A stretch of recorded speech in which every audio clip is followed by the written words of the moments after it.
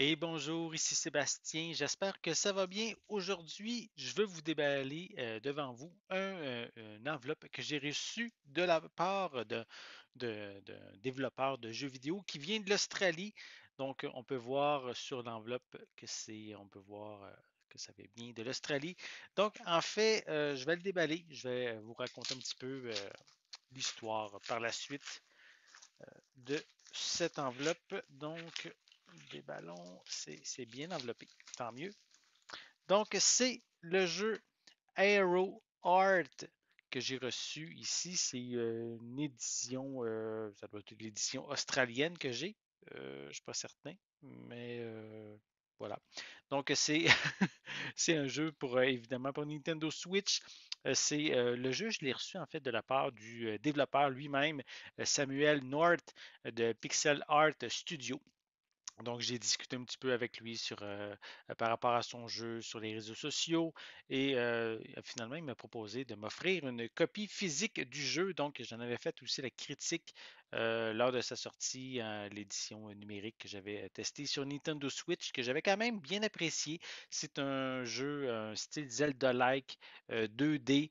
En fait, on personnifie dans le jeu Aero Art, je ne suis pas certain comment on le dit.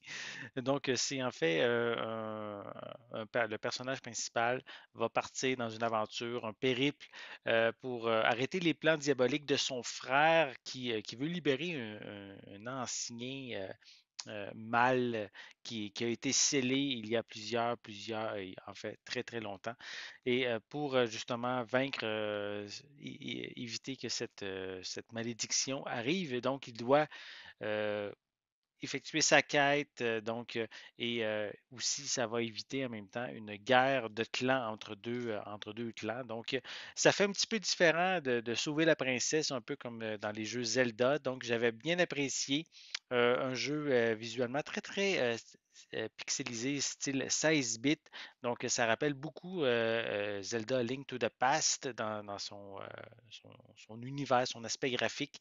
Euh, c'est même aussi dans son gameplay, on peut soulever des objets, on peut détruire des buissons, on peut, avec notre épée, frapper évidemment les ennemis, les objets, collecter différents objets pour avoir dans notre inventaire.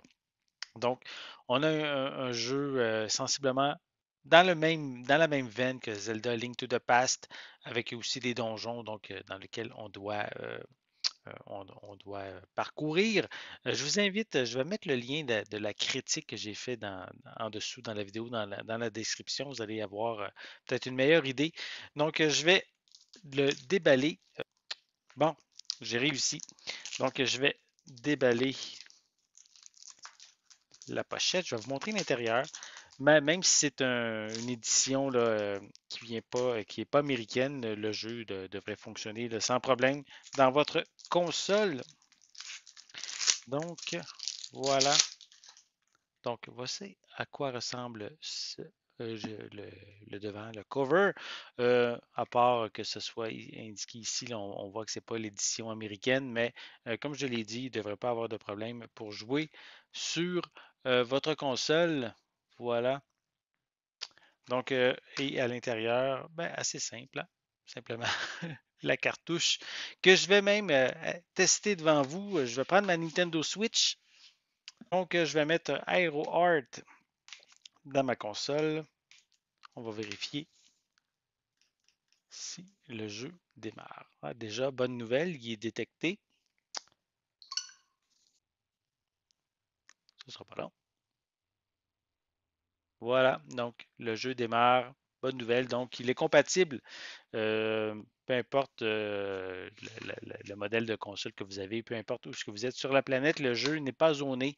Donc, AeroArt, vraiment un jeu que j'ai quand même bien apprécié, visuellement très, très joli, une belle quête, une belle histoire. Donc, si ça vous intéresse, procurez-vous le jeu, que ce soit en version physique ou numérique. Le jeu n'est pas récent, là, ça fait quand même un petit bout que le jeu est déjà disponible. Donc, vérifiez dans les magasins ou sinon sur le eShop de votre console.